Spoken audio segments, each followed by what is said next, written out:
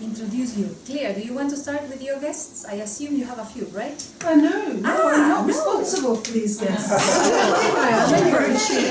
Okay. Normally it's me, yes, but not today. So perhaps I could ask you to introduce yourselves very briefly. Yeah, my name is Michael. I'm from Switzerland. I'm just currently finishing my graduate studies in Vienna. And now in October I started an internship at the INCB, in the Secretary's office. And I heard of the Toastmasters Club, and it sounded quite interesting to me, so I'm happy to gain insight today. Wonderful. Welcome. You start. Thank you. Welcome. My name is Ksenia. I'm from Belarus. I started my internship here as well in October 2014 and by INCB department, psychotropic section. And actually today is my second time here and I'm glad to be here. So are we. My name is Nishna and I'm from Nepal and I'm doing my internship with UNODC. I study in the Netherlands currently.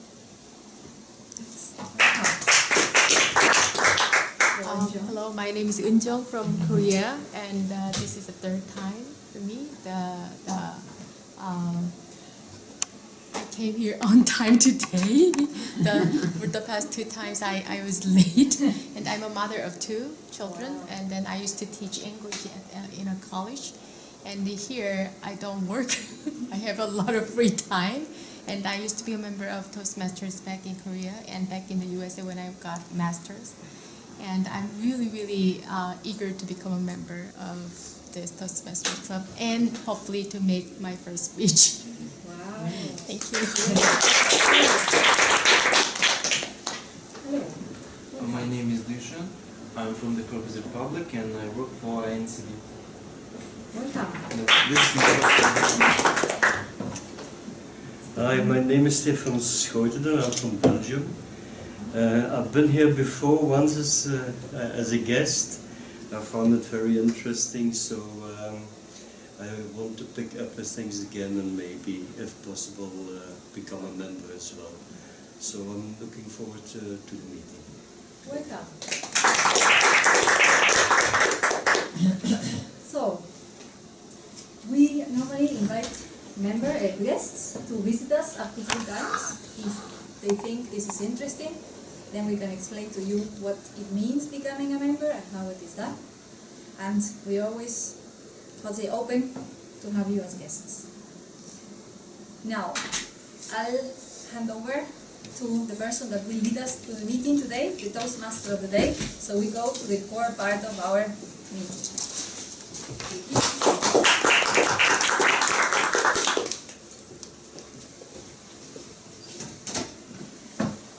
Fellow Toastmasters, honoured guests, I welcome you to our Toastmasters Club meeting today, which has started a little bit unusual as such that we were late.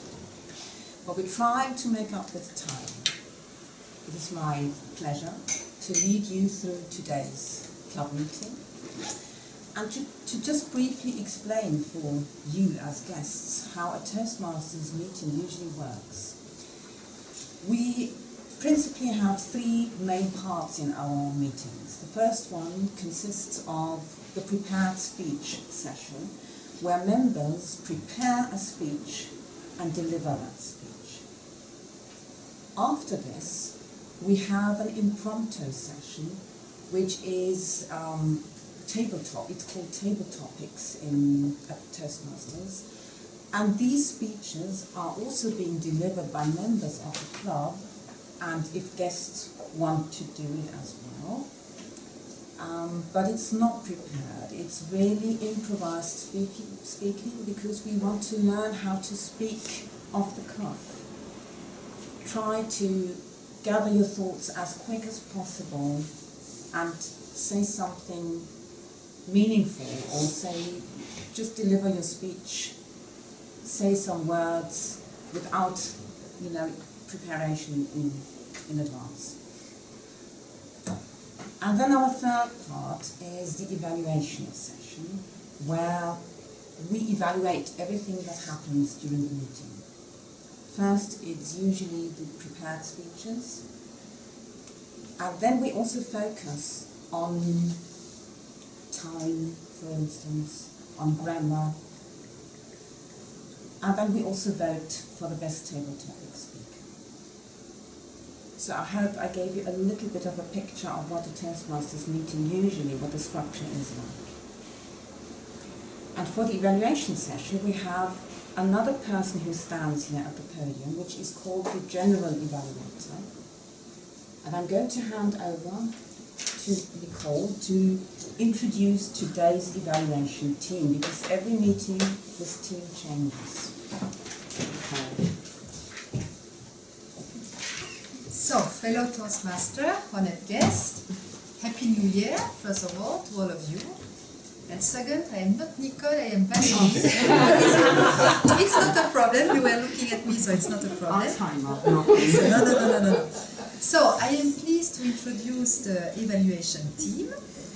The first person here in the team is the evaluator of the speech, and the evaluator of the speech today is Otto, and he will explain after the speech what he's going to assess in the speech of our speaker. The first person important in this evaluation team also is the AG counter, and it's Shuba. Shuba, can you please explain what is your role as AG counter? Fellow Toastmasters, honored guests, Happy New Year to all of you. My task today is to report on number of pillars. That means when you speak, you do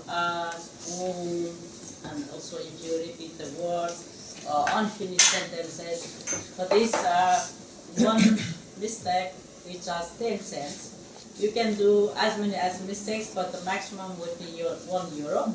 So although we earn money from this, please try not to make mistakes. Thank you, Shuba. Thank you. In the team also, one important person is our timekeeper. And for today, we have Nicole, not Valérie, but Nicole as a timekeeper. So Nicole, what is your job about? Well, my job as a timekeeper is to keep time. Simply said. But how? That is that I'm going to take this or this, and I'm going to time the person who is going to deliver a speech today and the person who's going to evaluate that speech. And do we have impromptu speeches today? Yes, we do. Yeah. So, and then I'm going to also time the people who are going to talk in the impromptu speeches category. And that is that I will, as I said, I arrived late, so I have little cards here, and then I'll show cards for the person who has 7 minutes. I'll show a card after the green card after 5 minutes. It's 8 to 10 minutes, so 8, 9 and 10. You've got so much Plus time. 5 minutes question and answers. Okay, so that's a new one. So that I will show you after 8 minutes, 9, 10, and I'll hold it up because the speech should not be over 10 minutes. And for the impromptu speeches, the minimum time is 1 minute. That is, in an impromptu speech, you have to speak for at least 1 minute and not over 2 minutes. And at 1 minute, I'll hold up a card, and 2 minutes, I'll hold up the other one. That's my role as a timekeeper. Thank you very much, Nicole. Well explained. Here, the role also is to take part in any kind of task. So, we still need for the evaluation team a grammarian and a ballot counter. And I would like very spontaneously to ask Rina if she would like to be the ballot counter for today. And can you please explain what is the role of the ballot counter? Rina. The fellow Toastmasters or yes, the ballot counter is only applies if you have table topics. In this case, that's the case. In this meeting, that's the case. So I collect all the ballots and count, and I will inform who has got the most of the votes in impromptu speaking. And this person will receive a certain ribbon from the chairperson. Good. Thank you, Rina. Last role, but not the less important one, is the role of the grammarian. And may I try to ask Claire Okay, If she is there and she has no role to fulfill this task of grammarian, if you don't mind, it's a bit spontaneous, but yeah. Excuse me, but Claire has a role. She's going to be the table topic. Oh, sorry, Claire. So let's keep I don't mind doing both. Okay, okay. Yeah? Because everybody has a role, you know. Yes, so everybody has a role because if you don't mind, it will be really appreciated. Thank you, Claire. Okay, so Claire, do you want to say a word? It's easy to be a grammarian, means to check. Fellow Toastmasters, honoured guests, having been duly elected grammarian for today's meeting, let me tell you something about the role. A grammarian is listening to what people say and picking up on aspects of English. So this is the way that we help people, Toastmaster members, with developing their English skills. So the grammarian is looking for small mistakes to indicate how people could express themselves better, and also picking up on positives. If the grammarian hears lovely phrases or very good words used, then he or she can also pick up on that. Now we also have a word of the day, and the word I would like to put forward today, since it's the beginning of a new year, is wonderful. And I'd like to use it first. So the word of the day is wonderful, which means that we try to use this word as we speak as much as possible. So for me, it's wonderful to be here. And it's wonderful for us to get you. Thank you, Claire. Thank you. So, let's conclude the presentation of the assessment team, the evaluation team, and now I hand over the control of that meeting to our Toastmaster of the day. Thank you very much, Valerie. Thank you. How wonderful to stand here in front of the podium. Let's start with our speeches. And today we're going to listen to an advanced speech. It's of a manual which is called Technical Presentations. And the speaker of today is going to be Lily. Toastmaster Lily has been a Toastmaster with this club for quite some time, and she's been very active even in the committee. And she still had the time to prepare this speech for today. Thank you very much, Lily. But before I invite Lily to come to the lectern, I would like to ask the evaluator of Lily's speech to please read the objectives of the speech to us. Fellow Toastmasters, honored guests, this is the second project of the Advanced Manual on Technical Presentations, and this project is about to forward a proposal. So the speaker is supposed to introduce a proposal, presenting an idea or a product or a service or something like that, and is supposed to use the so-called inverted pyramid method to present it. That means to start with the most important information, the proposal itself and the main message of the speech, and then go further down to more and more detail.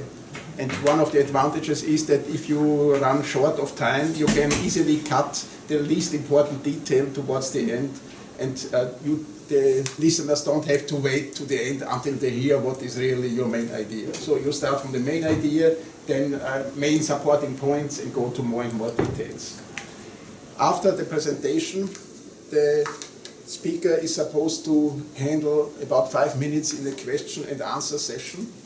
And as an evaluator, there are also some ideas in the handbook, in the manual, how to prepare for questions and how to deal with maybe not so friendly questions from the audience and so on. We can practice that. So maybe some of us can think of not so friendly questions to test the speaker, how she can deal with it, depending on the subject. I mean, it doesn't have to be. And then another requirement is that the proposal or the idea should be something of some value or of interest to the audience. So I really look forward. That seems to be a very interesting project. Thank you very much, Otto. And I do invite our guests as well to also participate actively if you like to. Just relax and go along with it. And I hereby invite Lily to give us her prepared speech, and the speech title is Reciprocal Relationships. Reciprocal relationships. What's that? Reciprocal relationships? I have a PowerPoint and I'd like to illustrate to you, next one, thanks, what reciprocal relationships are. This is not only a proposal, welcome, please come in, it's a way of life for me. Give and take action is what we do when we're living. A cell responds to stimuli. Next one.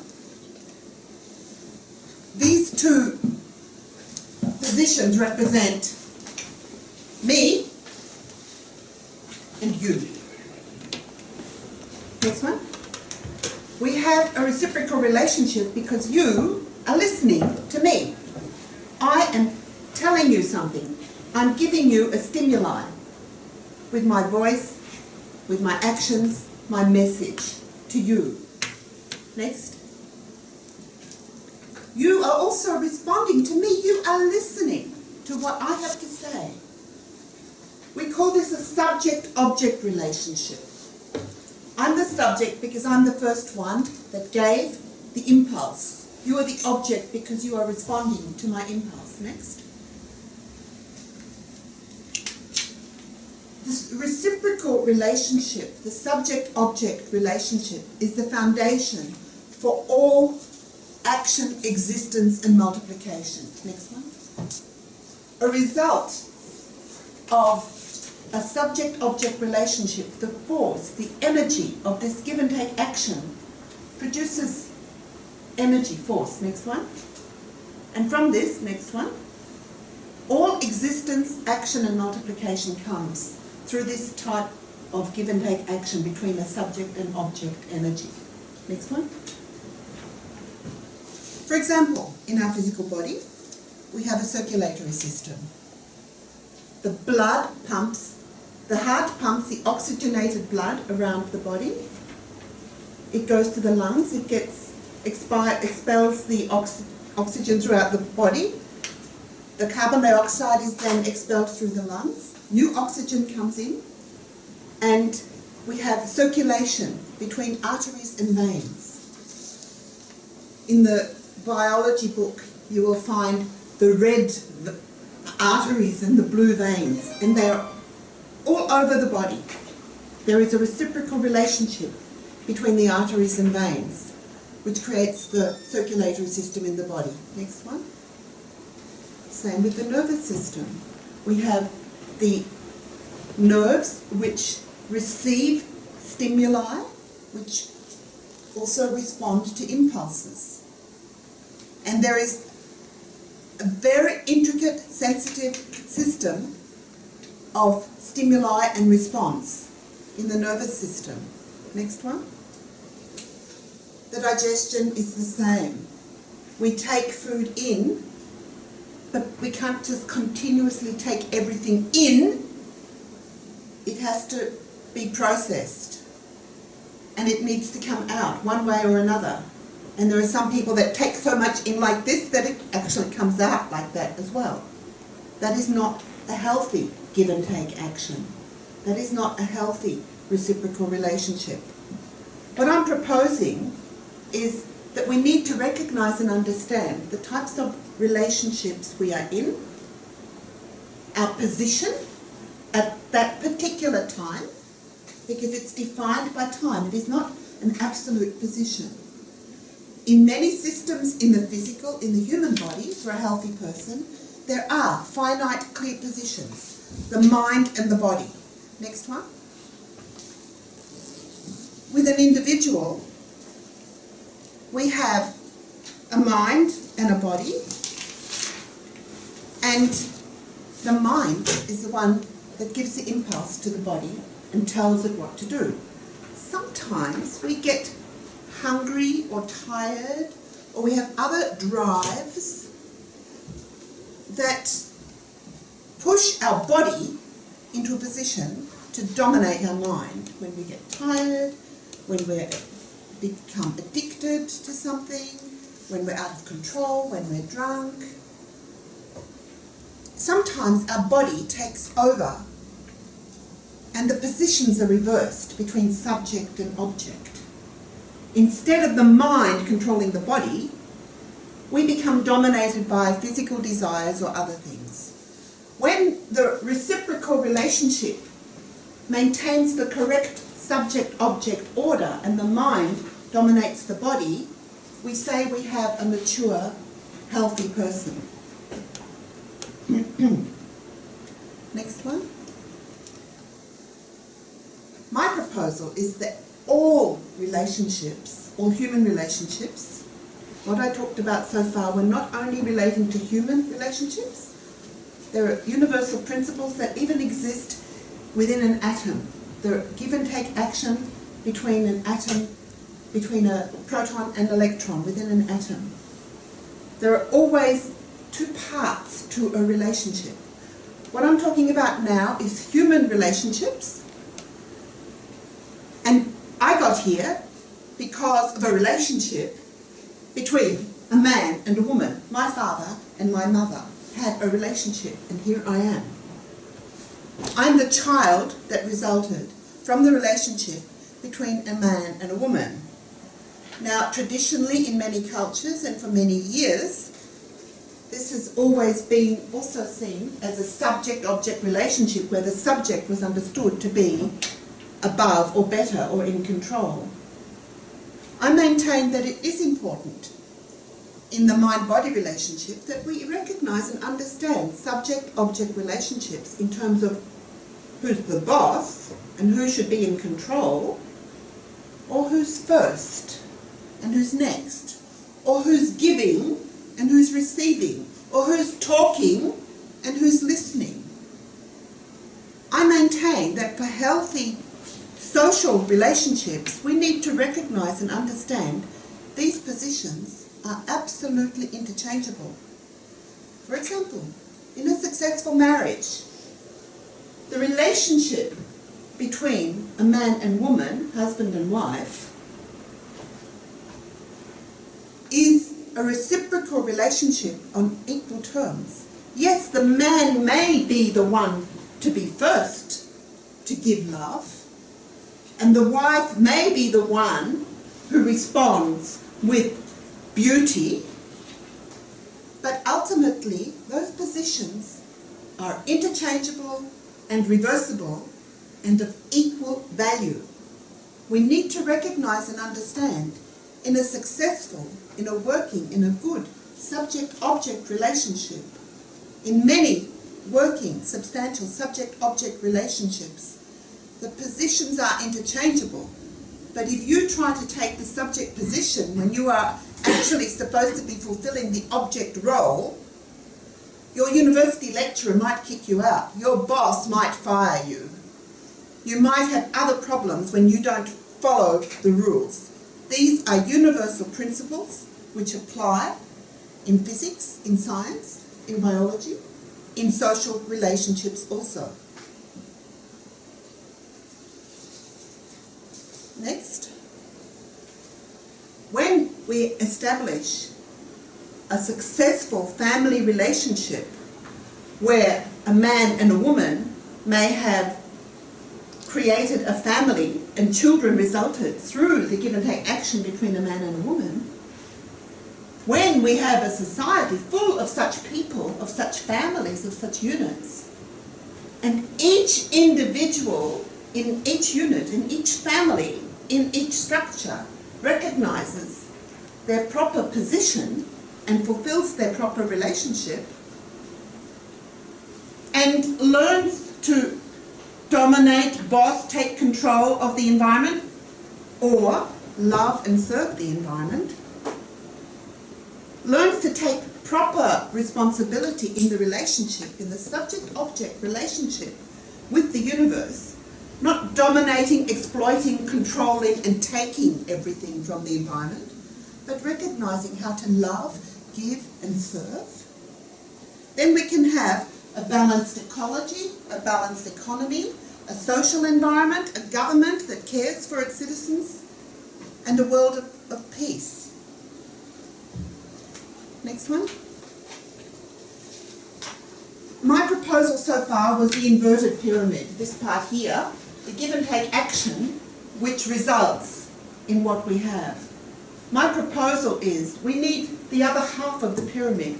When we have a goal at the top that we focus on, when I look towards a particular goal, a world of peace, and all of my actions are focused on this higher ideal, and those of my objects and all of those that I relate to share that same ideal, then we will all have give and take action and will be able to participate in this reciprocal relationship regardless of position.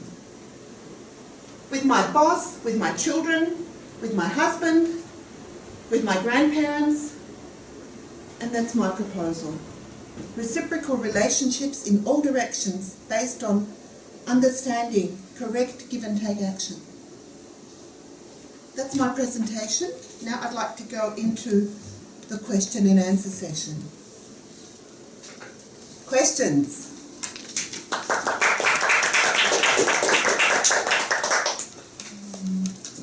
I have a question here.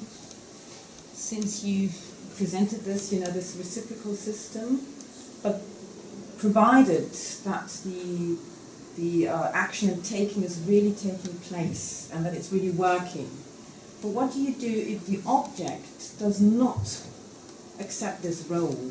If there's a blockage, what is your proposal? How could you? That's another series. And that's why it's so important to me to present this principle, because it's when we violate the fulfillment of this principle that our relationships go wrong. So what's important is when I recognize this principle and I fulfill my portion of responsibility, I can't control the other person. I can't make them, but I can try and give them enough information, input, energy, love, information, educate them to a point where they can recognize just because I'm telling you now what to do doesn't mean that tomorrow you won't be teaching me how to use a computer. So I have exactly that situation where my children did not recognize my authority in certain situations, but if they burnt their finger or if something else happened to them, I was responsible. And it hurt me too. Now I'm in a position where they respect me, but I also go to them for help with all of my electronic issues. Yes? Then it's your, I don't know, it's a definition of reciprocal relationship as interchangeable and reversible. That's really, the convincing to me. But in some societies, for example, like, the remote area of Asia, so the object and subject, the roles are pretty much fixed rather than, flexible. Then how could you suggest the people living in there, dealing with, the reciprocal relationship and the managing reciprocal relationship? The most important part where we need to start is recognizing the value. Here at the United Nations, our tenets rest on the Universal Declaration of Human Rights and equal rights and equal values. So even though the positions may be hierarchical, men may be placed in a position above women in some societies, when the value of a woman or a child is not reflected, not recognized, then we can turn to the Declaration of Human Rights and insist on recognizing those values. It's on the stick.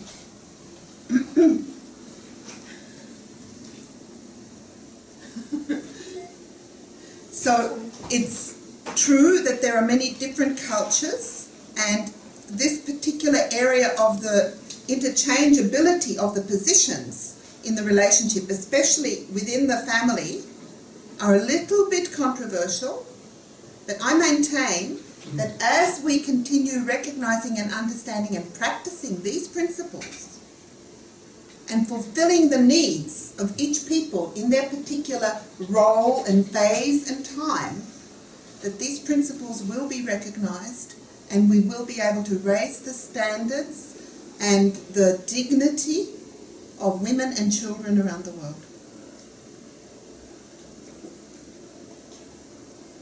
Another question?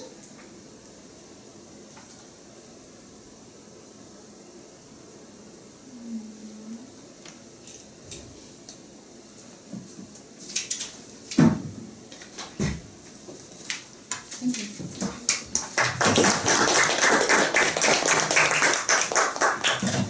Lily, could I hire you to come to my home and give a speech to my 17-year-old daughter? That would help. Thank you so much. We now have 1 minute, and everyone is invited to give some feedback to our speaker. You have a slip paper here, and it's the first. You can actually use more of these if you want, because we only have one speaker. And give some just small comments, whatever feedback you would like to give, constructive feedback.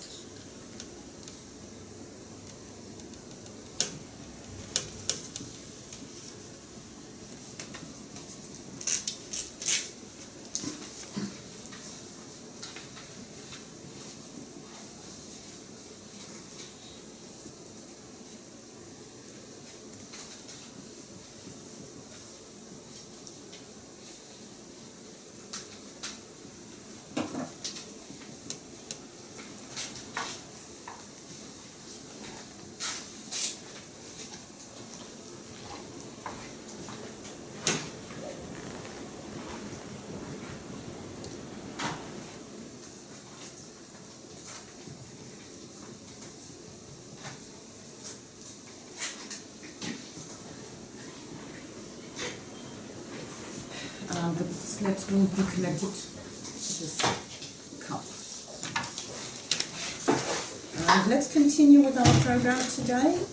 We are going to have our table topic session now, which is in contest speaking.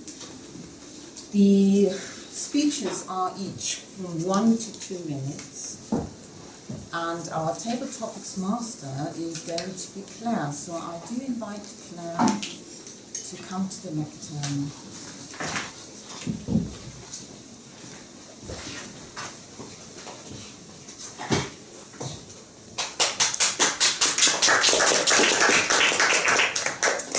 Fellow Toastmasters, honoured guests, I'm the Table Topics Master for today, and the Table Topics session, as has been explained, is about impromptu speaking. So what we've had already is a prepared speech, where somebody has written a speech, edited it, honed it, and learned it, and then delivered that speech. Table Topics is different because it's impromptu speaking. So people are asked a question, they don't know they're going to be asked a question, and they suddenly have to get to their feet and answer that question spontaneously.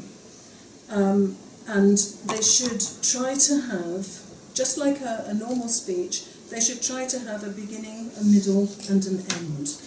It's quite challenging. And initially it's also quite terrifying, but it does improve over time, I can assure you. I'm an example of it. Each person has 2 minutes to answer, up to 2 minutes. In a competitive situation, if they exceed the 2 minutes, they will be disqualified. I'm looking at Otto for confirmation of that. And as long as you reach 1.5 minutes, I think you are still in the 1 minute in the competition. Okay, so you must speak at least for 1 minute, but not more than 2. So let's see how everybody does today. Now, the rules also, I should mention, in Toastmasters are that we don't ask guests to respond to table topics. I think it's a good rule because guests come here to feel out the ground. The last thing I think they want is to be hit with a spontaneous question and have to answer it. The heart starts beating, the palms start going sweaty, so I'm not going to be asking the guests. Wonderful. We have ahead of us a wonderful new year. This is the year of the sheep, and interestingly, it's my year. In the Chinese zodiac, this is my year, the year of the sheep. So I thought I'd have a little look and find out what the characteristics of the sheep are, and I'm sure that my fellow Toastmasters will not be surprised to learn that they are overwhelmingly positive. So, what is the sheep like? Gentle, elegant, smart, assertive, artistic, creative, curious, shy. Now that will surprise, I'm sure, but it's true. Determined and compassionate. Can be indecisive. How many times did my ex-husband accuse me of missing the boat? I always said I prefer to miss the boat rather than catch the wrong one. So indecisive, pessimistic and moody, so some negatives there as well. Most compatible with the horse, the pig and the rabbit. Most incompatible with the dog, the ox and the rat.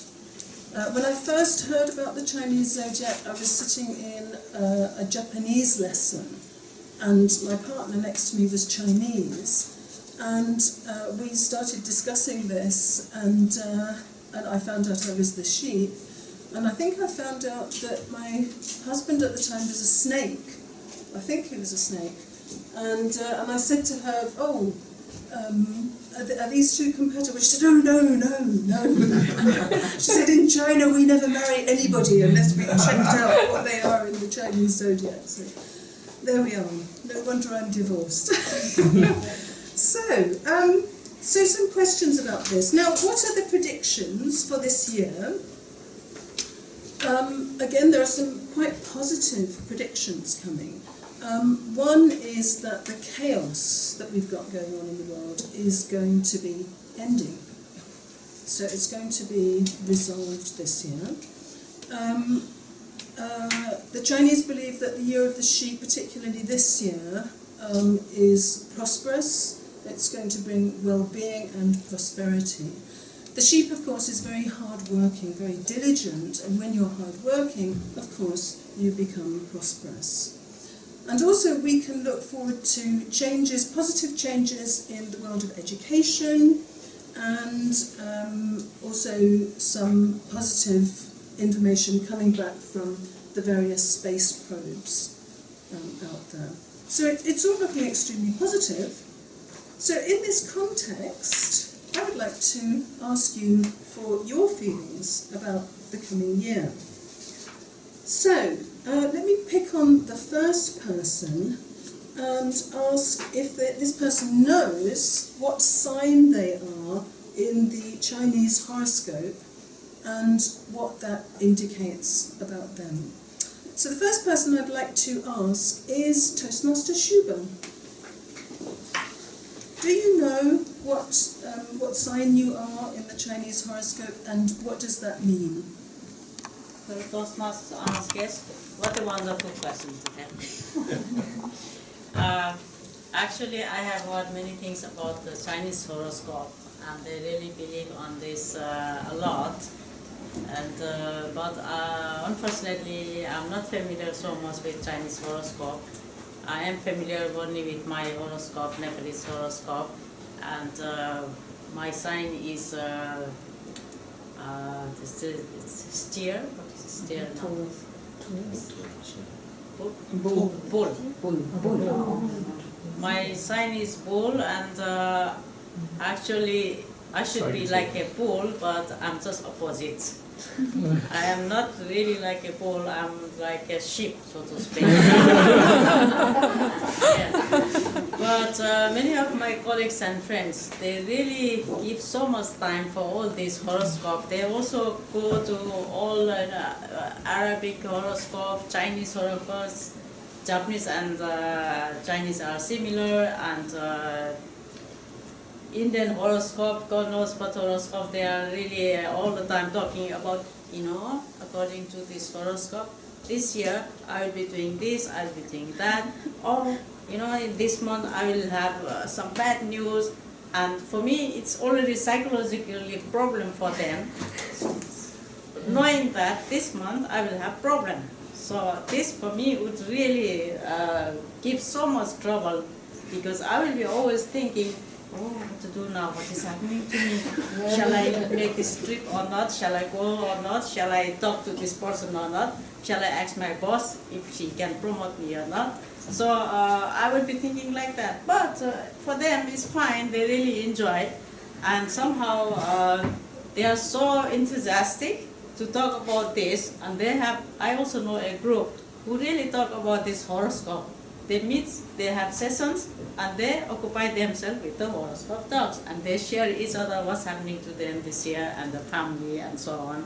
So my experience is I'm just listening to them and not giving any ideas on that, because somehow I really do not believe in this.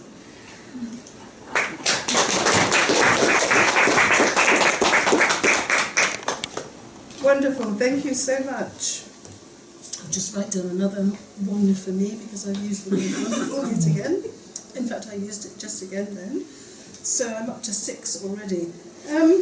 So next question. What about resolutions? Many people make New Year's resolutions. We don't necessarily keep them. But we feel new year, new start, which is why I think we have so many guests today, because they're all thinking, yes, finally, I must get to Toastmasters. So that's already a New Year's resolution. So I would like to ask Valérie, what is your New Year's resolution, or do you have a New Year's resolution with regard to your work life in particular? Madame Table Topic Master, just yesterday I was thinking about my resolution of 2015, and I was thinking that yes, it was taken end of 2014, but I have not seen yet improvement, and it's always like that. I am always happy when I see arriving the end of the year to have new goals in my life, to start something new, being very positive, and when I face the new year, I think, yes, it's not so easy, to implement this new resolution. But the most important thing is to have, for me, a wish inside, to have this wish of moving forward something. Now, to see if you can keep your wishes is something different, but at least you have to be this positive attitude. So it's still mid of January. I have still not yet started with my new resolution, but I stay optimistic, and I hope that I will be able to implement them. But I see that the problems are still there, and I don't know where I should start to implement them. So I have asked yesterday a friend of mine, but when you are optimistic, you want to do things, and you see that the problems are still there, how can you find a solution? And this person was giving me good tricks, and I hope that I will be able to use them and to fulfill my commitment of 2015. Let's see.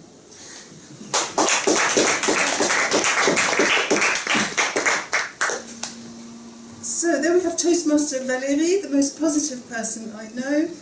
I started life as a pessimist, and I always thought this was a good idea because I was quite often happily surprised.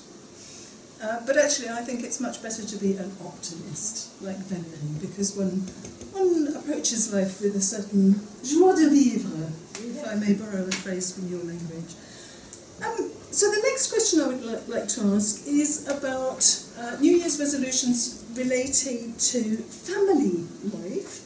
And the person I would like to ask this of is Toastmaster Magdalena. So do you have a New Year's resolution related to your personal family life? Fellow Toastmasters and honored guests.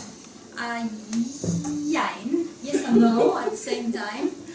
Actually, your response to the question reminded me that I had a resolution which I had already forgotten. So I can explain about that because this is something I think interesting maybe for everybody. There is this concept of the emotional quotient, the emotional intelligence. And within the emotional intelligence there are like different aspects that one has to improve if we want to become more emotionally intelligent. So there was one little thing that I wanted to practice in 2014 for this year, and I already had forgotten, but now you reminded me, so I continue doing it, which is to actively listen. When we listen, it happens very often that we start thinking while the person is talking to you, so you kind of, how to say, vanish or fade away with your memory, and you're totally thinking of something different, and then you have to say something, and of course then you disconnect with the person somehow. So of course it is much better if we practice how to really try to listen to what the person is doing, try to imagine why she is saying that, or what is he feeling, and then immediately your response is the same frequency. So it was great that you made that question to Valérie, because I think I immediately remembered that I had forgotten already, although I had already started practicing. So I have this resolution in general, applying to everybody, not only family. Madam, thank you very much.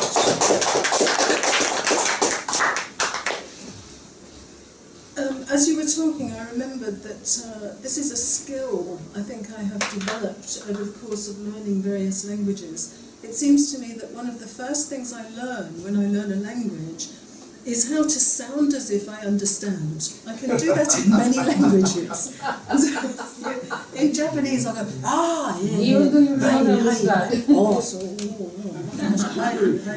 And then they stop talking, and I realise I've been so busy actively listening that I didn't understand a word. So I must work on that, I think. So the next thing I'd like to move on to is resolutions about one's creative life. Has somebody made a resolution to be more creative, and in what way do they want to be more creative this year? So for this question, I'm going to direct it to Toastmaster Nicole, because I know that she's retired, which presumably means that she has lots of time on her hands to be creative. Do tell us. Hello, Toastmasters, honored guest. Before I answer your question, there's one thing I have to say is that retired people don't have time. Take that for granted. We're usually extremely busy and have little time to devote to things you might think we have time to devote to, like reading and especially doing nothing.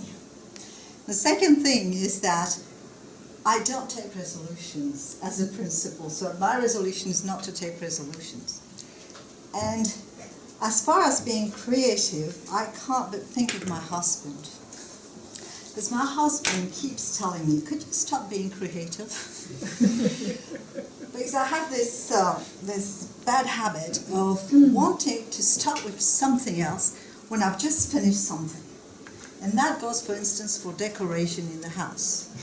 So, I keep redecorating the apartment, and as soon as I'm finished with doing something, I start saying, well, maybe we could change the bathroom, or we could change the bedroom, or maybe, we could buy another bed. And my husband keeps telling me, could you just stop having ideas for about 6 months? And then you can start again. So, although I don't take resolution, I think there's one that I wouldn't take, and that is being creative. Mrs. Toastmaster. Yes, the problems of the permanent decorator with another incompatible husband, potentially. You need to check out these Chinese horoscope signs. I recommend it. Although it might be a bit late at this stage. So, my next question is, since we're talking about horoscopes, destiny, fate, how life develops, my next question is, and I'm going to put this question to one of our very deep thinkers. Do you know what you want to achieve in this lifetime? Do you know what you want to achieve in this lifetime? And I'm going to put this to Toastmaster Rena. Fellow Toastmasters, honored guests, here I am. I have already finished more than half of my life because I'm over 50. With over 50, you know, you will not reach 100. So, if I achieve something, most probably I had already achieved. Rest of my life, I would like to have a peaceful mind. I don't want any peaceful mind and health. I want to keep my health. For that reason, to keep my health, you can do a lot of things by yourself. What I did during Christmas and New Year, from 21st December until 3rd of January, I was staying in a common place and I had nothing to eat. I had for breakfast fruits, lunch vegetable, evening just a soup, and in between 3-4 liters of herbal tea. That was sort of in German you call it Entschlackungskuss, which I did to stay my mind and body healthy. And well, what do I want to achieve my rest of my life? I would say peaceful mind. I want to stay healthy and happy, and I will try to make others also happy. But most of the time, I am not very successful with that. Especially with my boss or one of the colleagues, and sometimes with my mother, and sometimes also not very good at with my sister-in-law. No, that's a problem. So overall, I try to keep a justified life, a fairness, keep sort of. Very often I think about fairness. What I think as a fair, but maybe the other person will not think in that way. So it is a sort of balance act. So, yeah, peaceful mind and try to exercise fairness in my life.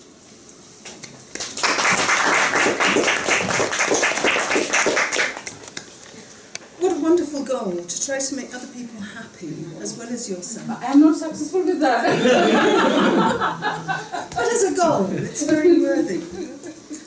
So, we're running out of time, so I want to just ask one very last question. And so we've talked about the present, you know, what we want for 2015, so very short-term goals. And we've also talked about what Lena would like to achieve in this lifetime, so we've expanded the time span a little bit. Now I'd like to expand it further, and I'd like to ask, what do you hope to achieve in the next life? What do you hope to achieve in the next life? And I'd like to put this question to the member who is nearest to reaching the next life.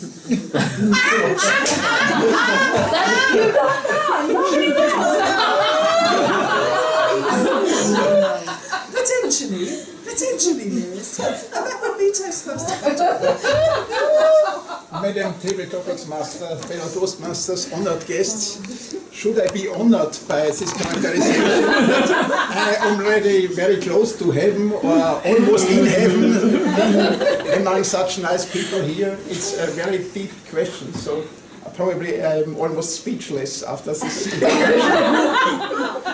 What do I expect from the next life? Well, I believe in many things, but there are a couple of things I am not believing in. This is New Year's resolutions, horoscopes, and actually a next life. But of course, if you do believe in the next life, it has a lot of consequences.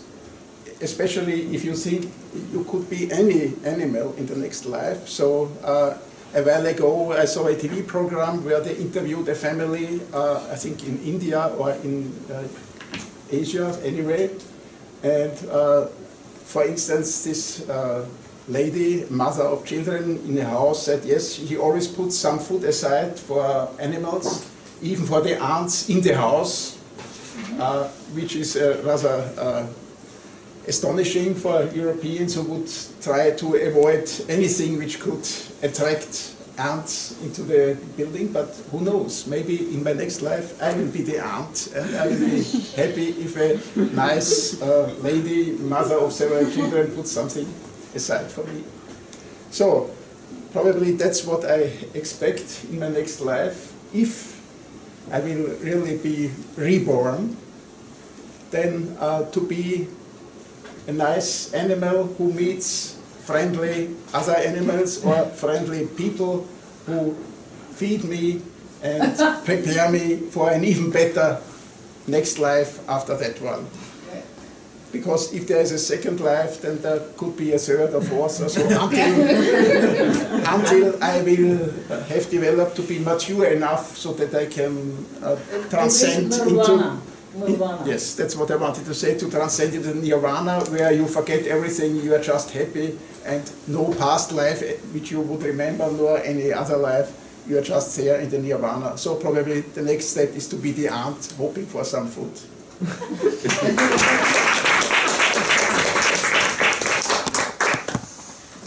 Well, I can't quite imagine Toastmaster Otto as an ant, but bearing that in mind, I shall in future be much kinder to the ants that sometimes come into my kitchen.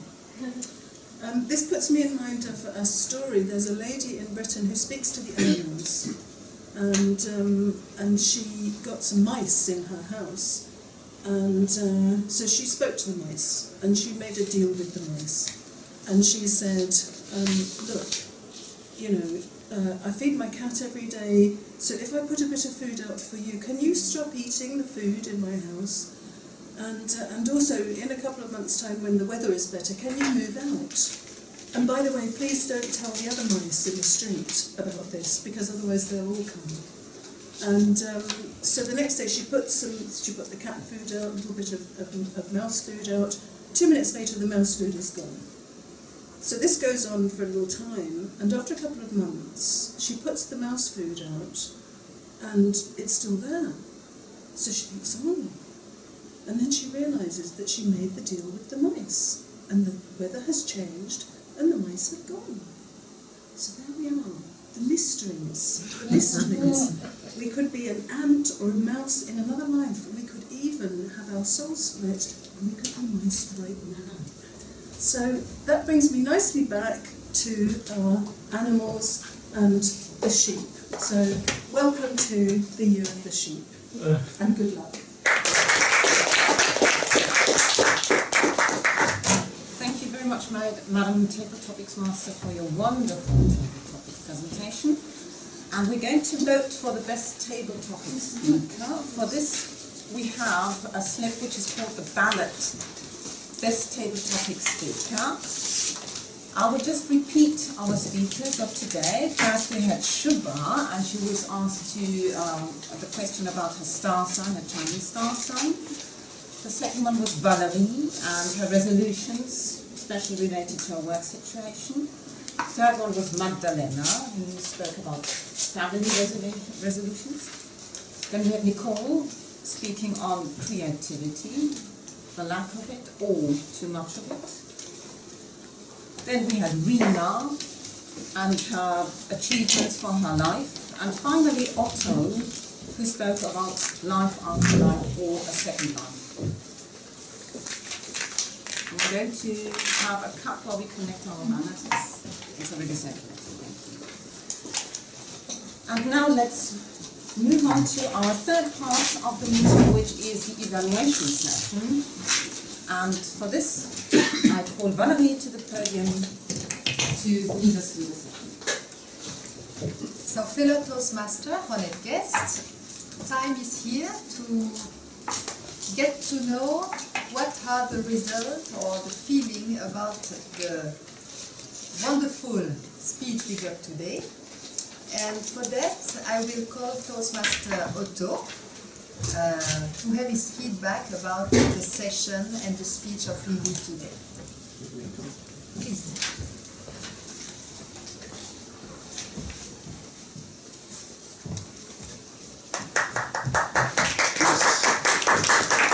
Dear Toastmasters, honored guests, and in particular Toastmaster Lily. What a wonderful subject you chose. It is really a fascinating idea. You did a lot of research and you presented it very well. And the topic is really relevant to all. I could see that we were all listening with a lot of interest and we were all fascinated by your ideas. The delivery was excellent. You had good vocal variety, very good gestures. The slides, the PowerPoint slides were very clear. They all were very similar, they followed the same pattern, but I think that's a good tactic so that we understand that in another example it's still the same structure.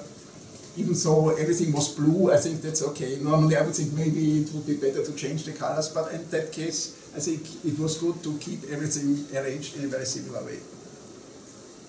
That was really good. Since it is an advanced project, I have also some remarks where I was not so sure whether this was already optimized. You had very general, partly abstract scientific ideas, and you gave also examples, but I would have liked to have more very concrete examples. One of your very concrete examples was your parents and their love, and you were the product, the child. This is something really we can imagine. But some of the other things were a little bit general. I think it's also because of the topic. But maybe you could think of more concrete examples where you really pinpoint a very concrete case. Of course, it is very good to explain the difference between a subject-object relationship and a reciprocal relationship. I don't know whether I pronounced this word correctly. And this is really a difference. I think this is something, one of the main points I can take home to remember. What about the inverted pyramid? Well, of course you started with the beginning and the proposal, but I would have liked or preferred if you could really start with a very clear proposal in one sentence at the very beginning. And I think that I missed a little bit. After a few minutes into the speech, you said, my proposal is, and then a relatively long sentence, and towards the end of the speech again, you said what the proposal is. So maybe it would be better, in my opinion, to really try to cut it in a relatively short, clear sentence and start with that right in the beginning. The question and answer session was very good. You had only 2 questions, but you answered them very well. And also my compliments to the members who asked the questions. They were also very good questions, which is very helpful for the speaker and also for the audience, because it helped very much to even better understand your point. A small thing at the end, the manual proposes that after the question and answer session, the speaker is supposed to summarize everything and restate the proposal. In a way you did it even, but the last thing which was said was, are there any more questions or something like that? And that spoiled this effect a little bit. You should, after when everybody knows that was the last question, or you should say that was the last question and then summarize everything. That makes a stronger ending. So, it was a wonderful speech and a wonderful subject, and I think we all learned a lot from it. Now let's move to the report of our accountant, Shuba. What can you say about us today? The 2015 started wonderfully, I must say, because I really noticed any hours on the pillars today, and I've been here for so long, but today is a very special day, unless I miss it. I'm not sure about that, but we had only 3 pillars today, and Valerie. Of course. So the rest, I did not notice any pillars.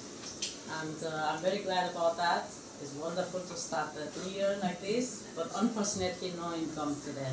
Very little. So that's that. That ends my report. Thank you.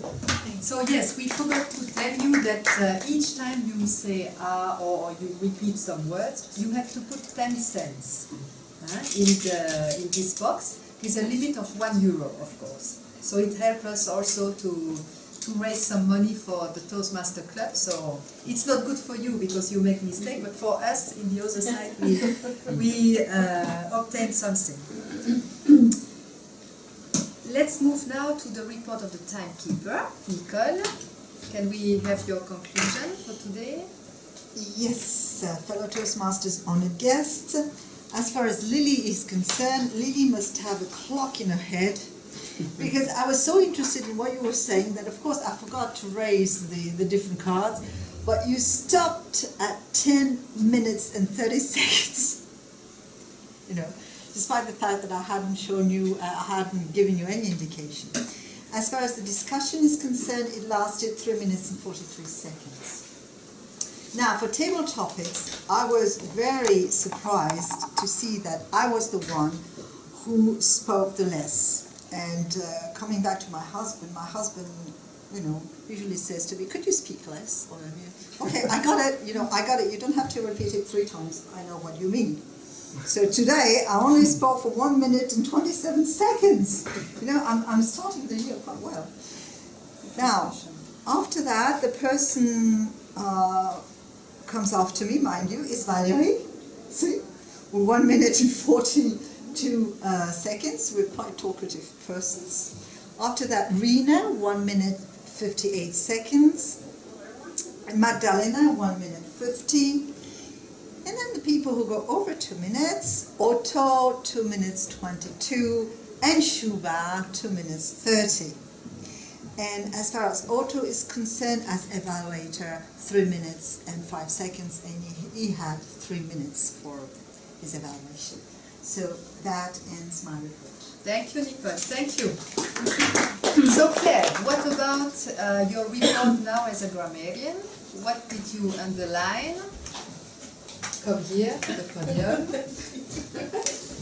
So, fellow Toastmasters, honoured guests, I return as the grammarian. I'm wearing a different hat now.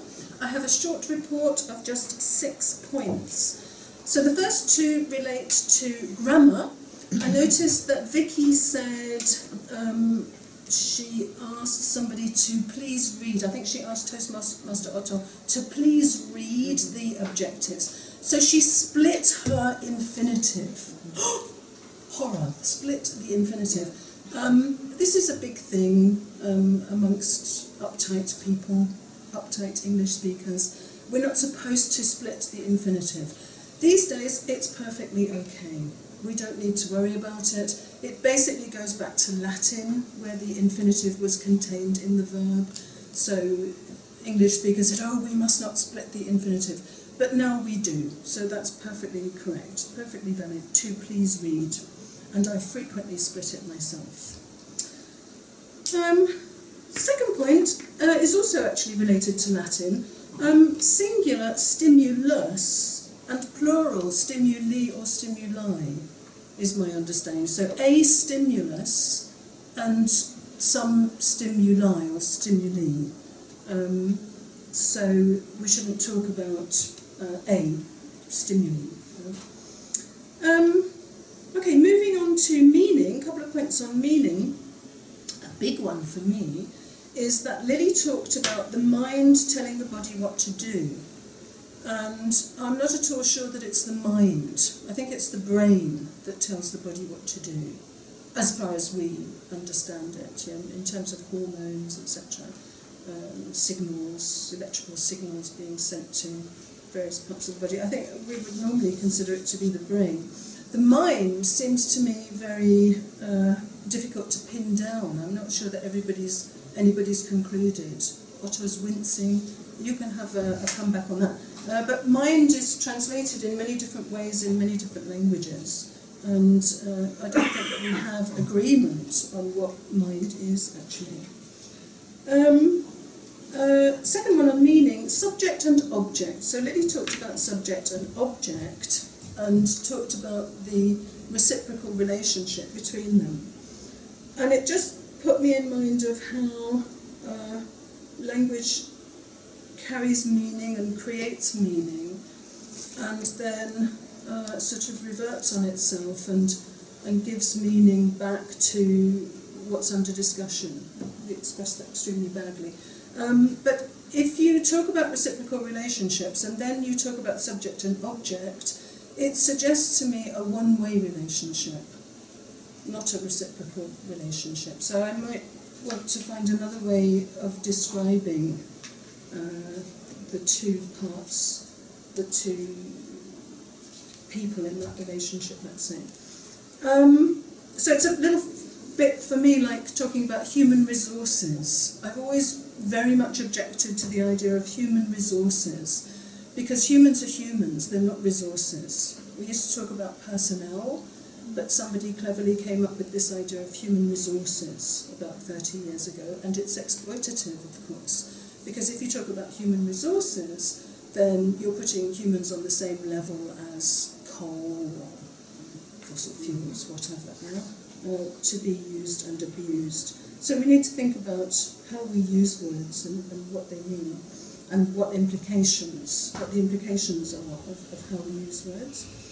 A point on pronunciation. I always notice ants and aunts. Ants are those little things that run along the ground, and aunts, for me as a British person, my aunt is my mother's sister, and she's an aunt and an ant, as far as I'm concerned as a British person.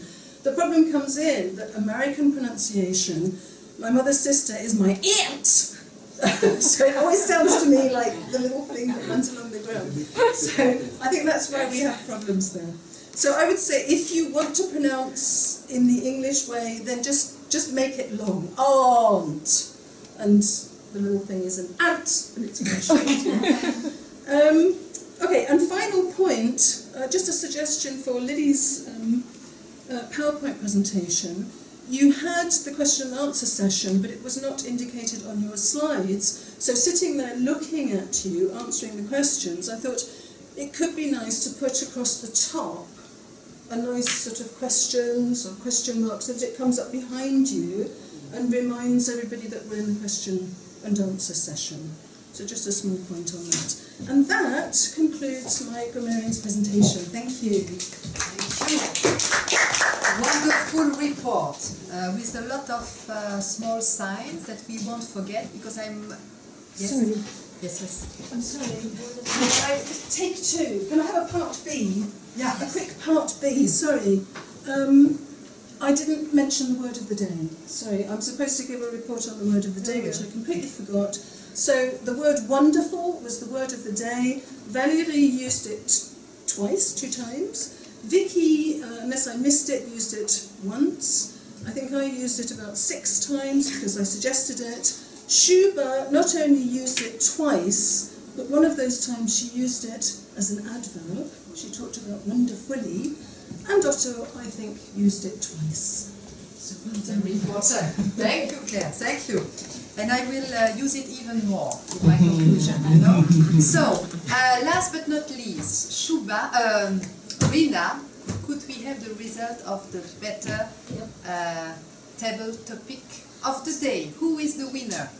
Well, we have 2 winners, that's the problem. And ladies first, it's my pleasure to announce Toastmaster Nicole on her decorations and Toastmaster Otto on his next live. Wish you good luck.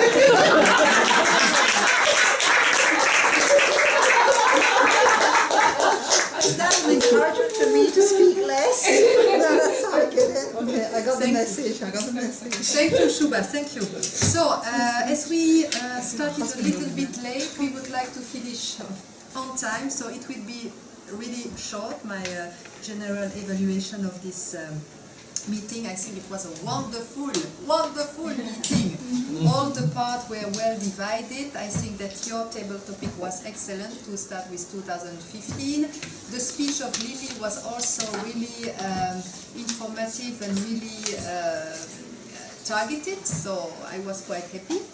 And yes, we had a lot of guests today, and I hope that you enjoyed this meeting and you could understand a little bit of the process. So I hand over the control of that meeting to the Toastmaster of the day. Thank you very much, Please. Valerie. Thank you. You've said all I wanted to say. Oh, Valerie. So I hope you have fun. I've learned a lot today, as I always do when I come to the Toastmasters meetings, and I hope to see you soon again. Thank you very much to everyone who last minute stepped into taking a role and making this meeting happening and worthwhile. And with this, I return control to our President, Magdalena.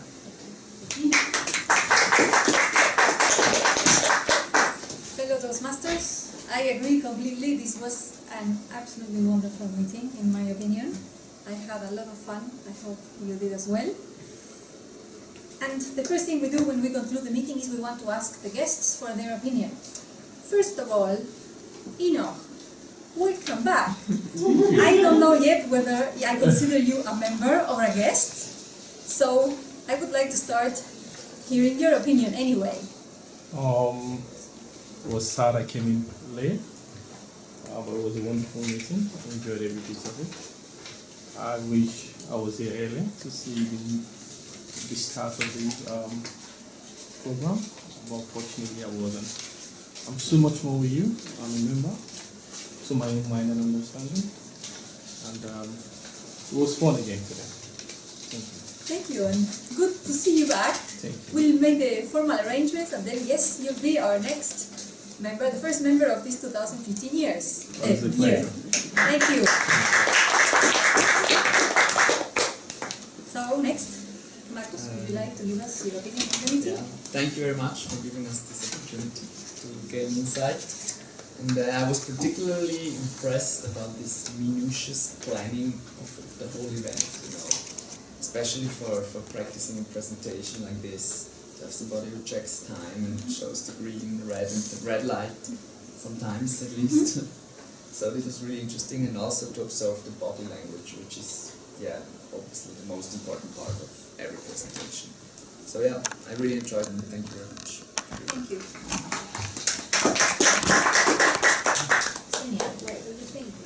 I would like to say thank you everybody, and especially Vivian. I like your presentation, it was really great, and I like your diagram, and I find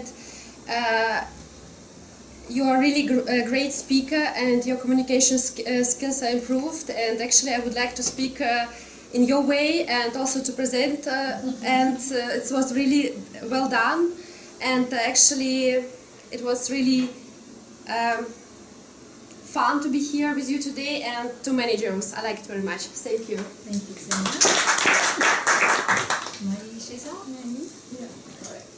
First of all, I'm very honored to be here for the first time.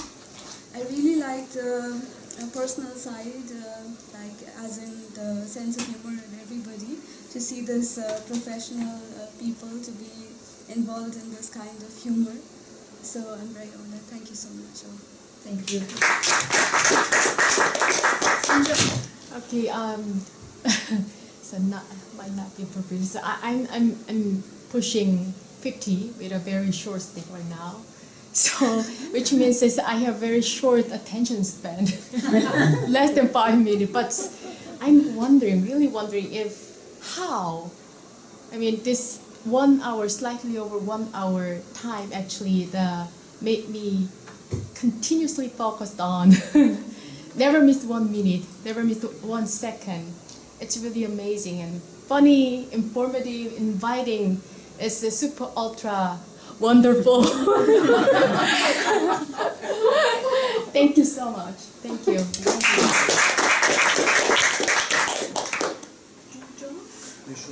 I'm very pleased to be here. Constructive feedback to our colleagues, to our fellow Toastmasters. So, what you mentioned, Stephen, for me this is a place where I recharge my energies during the working day, and sometimes I come here and I'm stressed as I was today, but everything that happens in these 1.5 hours, depending on our program, a bit less, a bit more, it's so positive, and what everybody gives is so positive that the energy really fills me and then leaves me, and as another person that lives to this room, I hope you share the same. So you can, if you have been here already as a guest, you can come again. If you are interested in becoming a member, we can explain to you what is this, how we can do it. And to continue with the closure of the meeting, we always give a ribbon to the best table topic speaker. So this time, you see, I planned for one winner, but we have two.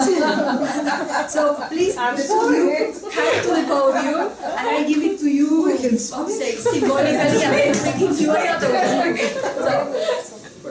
So, no, Otto and Nicole, no? We have one for each of you, it's just next door. I don't know, because you know, as you, something that the guests don't know is that when we start in the club, we get a mentor, somebody who helps us with the presentations. And Otto was still is, mind you, my mentor. So I don't know whether I should give my mentor as but as a sign of my respect, my due respect. And thankfulness to Otto. That's my way of saying thank you to you. I give you my ribbon.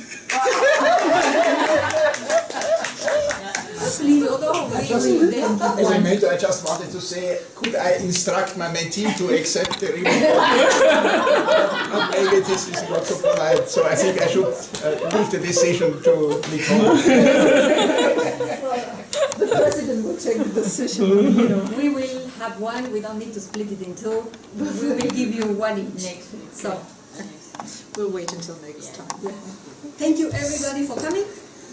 Next meeting is in 2 weeks on the 27th of January. Well, we always meet on the 2nd and on the 4th Tuesday of the month. So some months that have 5 weeks, we don't meet every 2 weeks. It's always the 2nd and the 4th Tuesday of the month. Looking forward to seeing you here, and for the members, I invite you to take roles so that we make the miracle happen again. Thank you, and I adjourn.